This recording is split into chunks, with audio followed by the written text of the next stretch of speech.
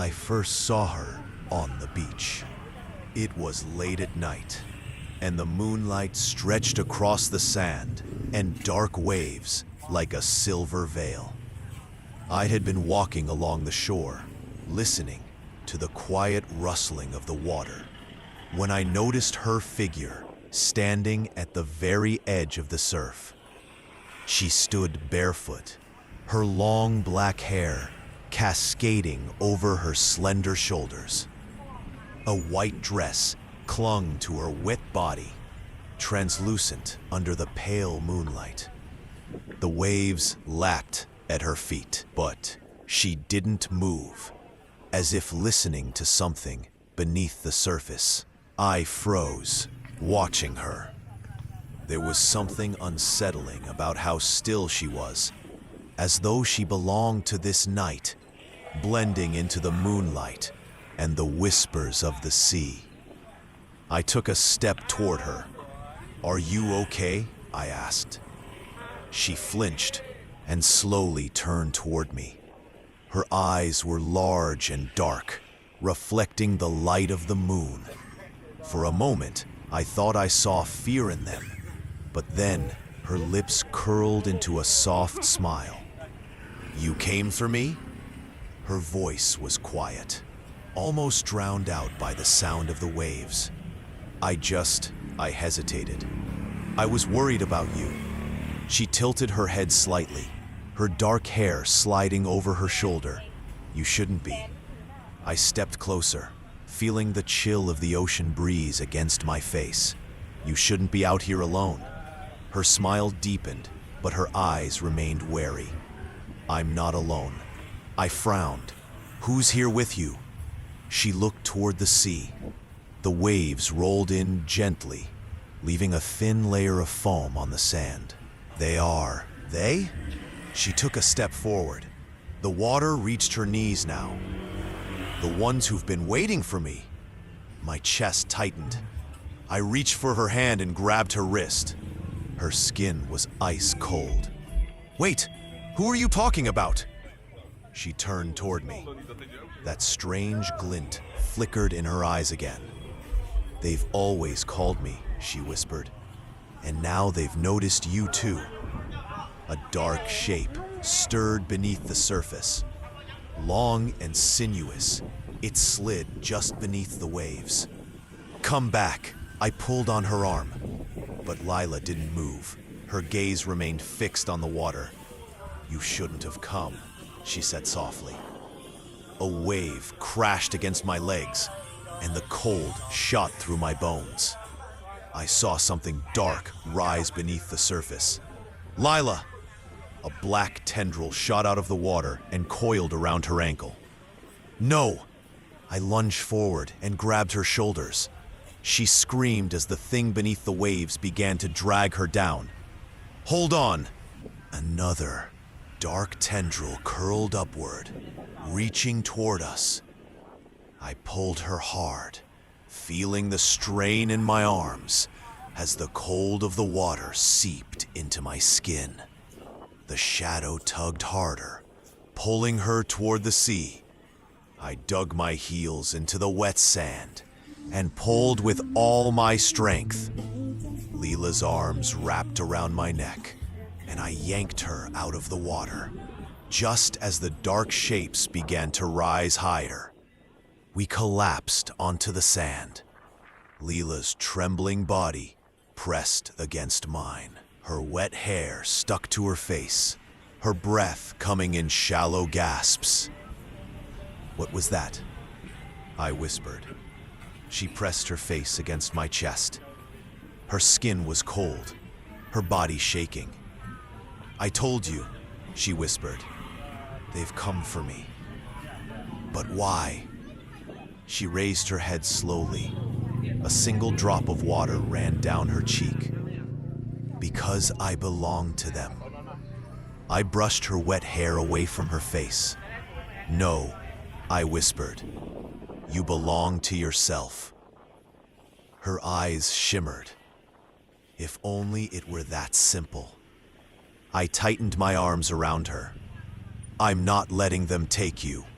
A dark shape stirred beneath the water again. The cold breath of the sea filled the air. "They won't stop," Leela said. "Then I'll stop them." Her eyes widened. "You don't understand. They're part of me."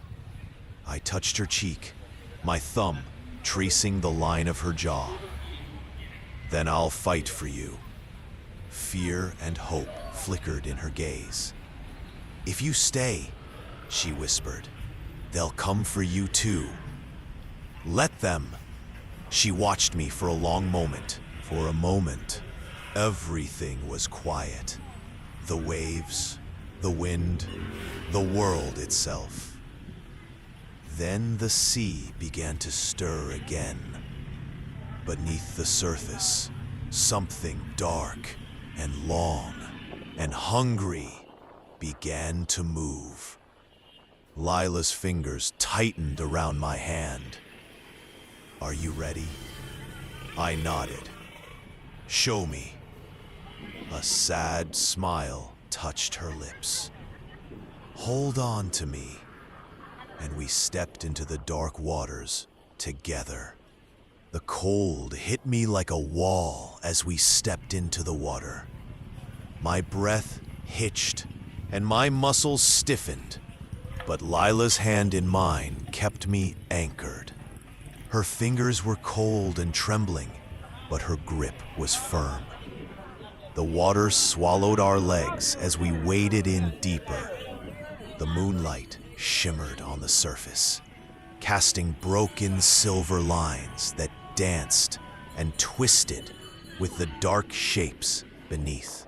The shadows moved unnaturally, long, sinuous forms that slithered and curled around our legs without ever fully surfacing. "Lila," I whispered, "what's happening?" She didn't answer. Her dark eyes were fixed on the water ahead. Her hair clung to her face in wet strands, her white dress trailing behind her in the current like ghostly tendrils.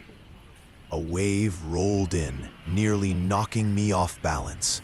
I tightened my grip on her hand. "Leela!" "They're calling me," she said softly. Her voice was strange, distant, almost hollow. A shiver ran down my spine. "Then ignore them." "I can't." She turned to me, her eyes shimmering with something dark and ancient. "I'm bound to them." "No," I said through gritted teeth. "You're not." A cold wind swept across the surface of the water, and I heard it. A low, guttural whisper rising from beneath the waves. It wasn't the sound of the ocean. It was something else. "Come back. Come home." Leela flinched. The water darkened around us. "They're angry," she whispered. "Good." I pulled her toward me, trying to lead her back to shore. But her body resisted. Her gaze remained fixed on the dark shapes beneath the water. "Leela, come on!" Her hand slipped in mine as something cold and slick brushed against my leg. I tensed, my breath catching in my throat. "Leela!" Her eyes widened. A dark shape rose beneath the water, long and coiled like a serpent, with tendrils stretching toward us. A hollow sound vibrated through the water, like the slow creaking of wood under pressure. "They're here," Leela said. Her eyes darkened. A tendril shot out of the water.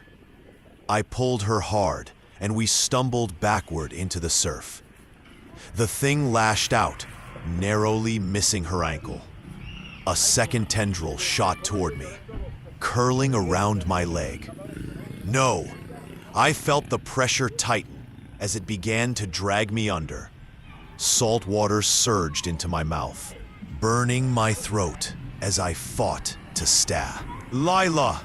She lunged toward me, her hands gripping my arms. Let him go! She screamed. The pressure around my leg increased. My head slipped beneath the surface. I saw shadows twisting beneath the water, dark shapes writhing and moving unnaturally. Come back! Give her to us! Through the churning water, I saw Lila's face. Her lips moved, and for a moment, I couldn't hear her. Then she screamed my name. Her hand closed around my wrist, and a pulse of energy shot through the water. The tendril around my leg shuddered and loosened. I gasped as my head broke the surface. Lila's eyes were wide, glowing faintly with silver light. You can't have him. She screamed into the dark. A deep rumble shook the water. The shadows beneath the surface began to rise, dark figures forming out of the depths. Their shapes were wrong, twisted, skeletal outlines with hollow, staring eyes. You promised, one of the voices said. You belong to us. Leela's hands trembled against my skin. I never promised anything. You were ours from the beginning, the voice whispered. You cannot run from what you are. Leela shook her head violently. I'm not yours. The dark shapes began to rise higher. A black hand with long, bony fingers curled upward, reaching toward her. Leela. Her eyes flashed with silver light. She turned to me, her expression both terrified and resolute. I can stop them. How? She bit her lip. Her hand on my arm tightened. I have to go with them. No. I grabbed her face, forcing her to meet my gaze. We can fight them together. Her eyes filled with tears. You don't understand. Then make me understand. A dark tendril shot toward her waist. I lunged between them and tore it away from her. The shadow screamed. Leela's hand pressed against my chest. They're part of me. I don't care, I yelled. You're not going with them. You'll drown if you stay. Then I'll drown with you. Her eyes widened. A tear slid down her cheek. You'd do that? For you? I cupped her face. Always. Her lip trembled. Then her mouth pressed to mine. The kiss was desperate and deep, her cold hands clutching the back of my neck. The sea roared around us, and the dark shapes surged toward us. Silver light exploded around us. Lila's skin began to glow, her dark hair rising around her like it was weightless. Her hands pressed to my chest, and the light pulsed through me, burning away the shadows. The dark tendrils screamed as the light touched them. They dissolved into mist. A dark figure rose from the depths, tall and skeletal, with hollow eyes. Its mouth opened in a silent scream. Lila's hand slipped from mine as the figure lunged toward her. No, she turned toward it. Her hands glowed. You can't have me anymore. A pulse of silver light shot from her hands. The figure screamed, twisting violently as the light burned through it. It shattered. The remaining shadows recoiled and sank beneath the waves. The water stilled. Leela collapsed against me, her body trembling. I caught her, holding her close. It's over, I whispered. Her breath was shallow against my chest. For now, she said weakly. I stroked her wet hair, kissing the top of her head. They'll come back. Then we'll fight them together. Her eyes fluttered shut. You should have left me, she murmured. never. Her lips curled into a faint smile. Then you're mine now. Her hand slid into mine. And I'm yours. We stood there, wrapped in each other's arms, as the sea whispered around us.